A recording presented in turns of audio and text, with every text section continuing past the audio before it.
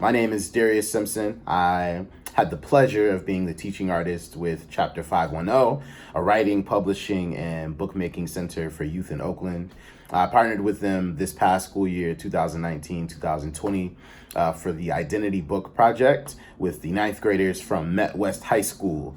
A little bit about the project. My intention with the project was to have an experience to provide a space for the students to dig deeper into themselves and sort of create maps for their identities, to see not only how they connect to the broader experience of those, those identities, but also how they connect to each other through that, and ways to build community while being really conscious of what we're bringing to the table, and also how that shows up in our writing. So we use writing and poetry as a way to explore, to see how some other folks brought through, explored. We started off with the quote that poetry is an excavation, and so I was constantly encouraging the students to dig, and so we saw how other writers and performers, other poets, did that digging, and so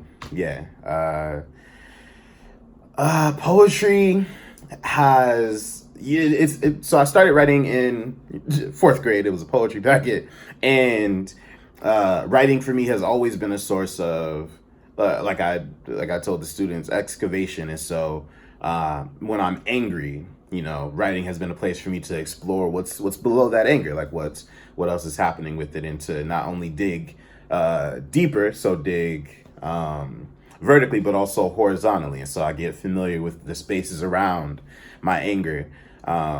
It's the same things that happen if I'm exploring something that happens in my life, right? So if the life situations that, the trauma, the questions, the confusion that comes up naturally as you you go through middle school and high school, writing was a place for me to explore those things, and maybe not come back to the surface with answers, but come back with an understanding or familiarity with some of the stuff I saw. And so poetry has been a place of cataloging what happens when you go on those digs, right? So not just going to those places, visiting those memories and coming back with nothing, but writing becomes this jewel, this thing that I've dug from, or dug for.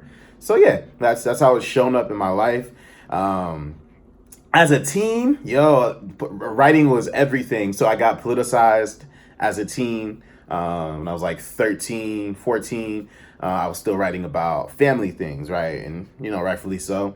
But as I became more of a politicized person, learning more of what it has meant to be Black, what it means to be Black, and which really didn't come until high school, funny enough. Then that started showing up more in my writing, and so more of the historical perspective started to show up as I gained the historical perspective.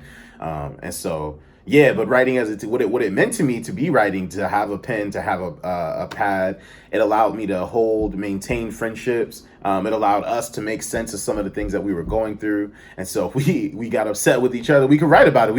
We had, I was like a half poet, half rapper back then.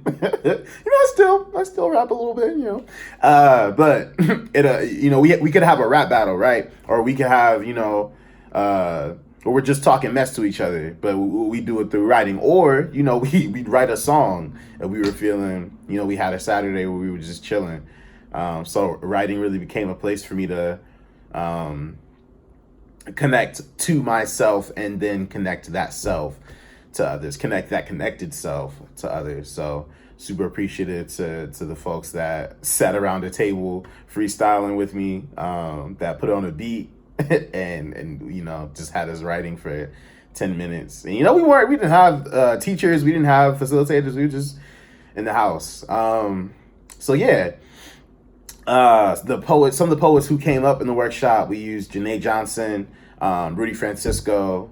We used a Jay-Z song. I tried to have a versatile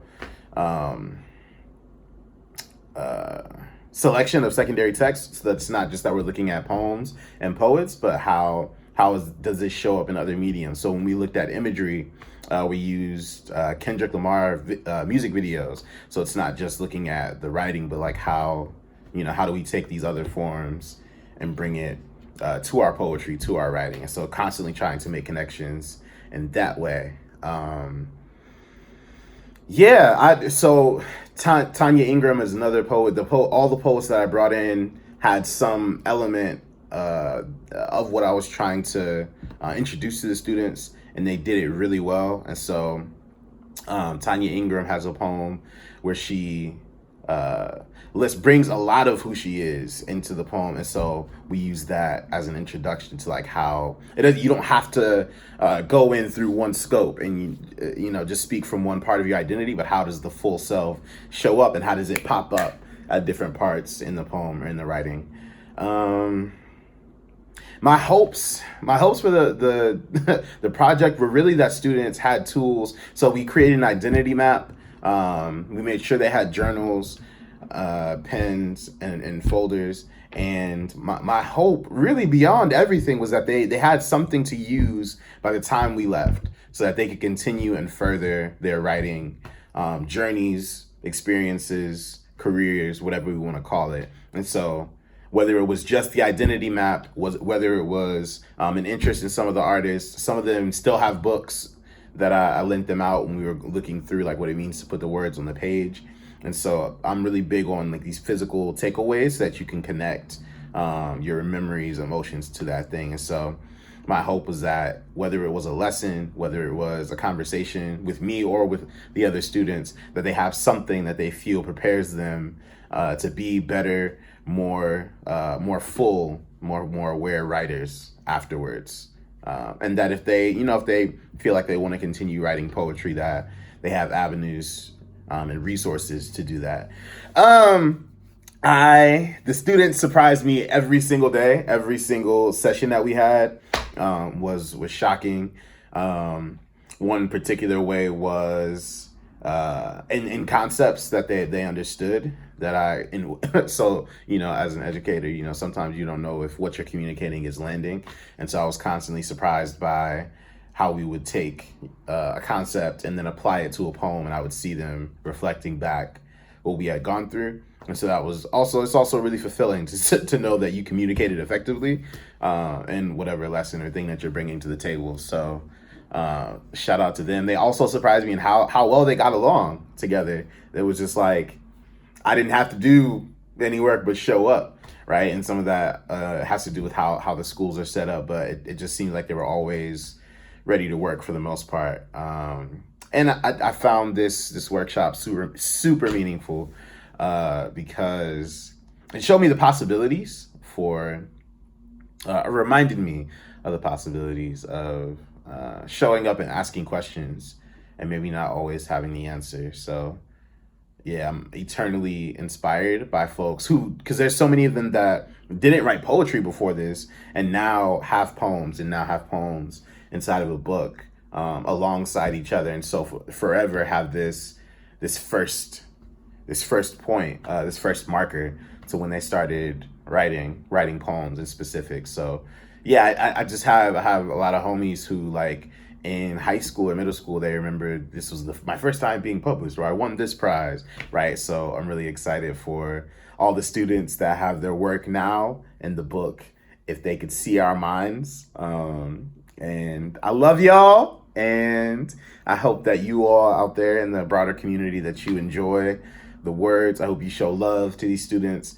Shout out again to Chapter 510. Shout out specifically to Margie, who's my partner in the project. Yeah, thank you all so much.